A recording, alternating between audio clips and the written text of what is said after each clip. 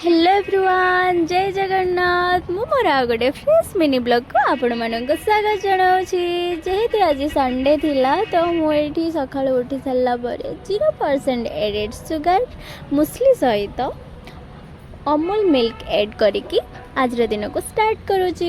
ये थिला मोर आज ब्रेकफास्ट। तो मु ब्रेकफास्ट कर सारा पर पेटे पानी पी देली। जेहेतु आज संडे थिला भावुली कि कुआडे गोटे बुलवाक जावा बेलोली तो मुझे देखो बाहर सारा केमी कैमेरा आगे फ्लेक्स मार्ची।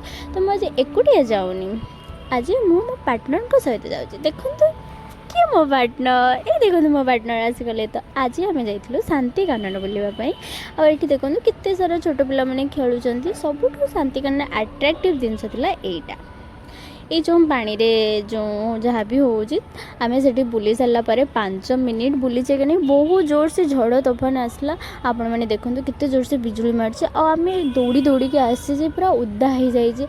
आज वर्षा तो भिजिकी बहुत मजा आसला। आपण मानक वर्षा भिजे पसंद कि ना पसंद मत टे कमेंट जनइबे। तो आज मो मेस रे वर्षा बगर गरम गरम आलू कषा सहित रुटी। तो आज दिनटी एमती मोर किसी थिला। तो जब भिडियोटी आपको भल लगी था लाइक एंड सब्सक्राइब करने को जमा भी भूलें। रही जय जगन्नाथ।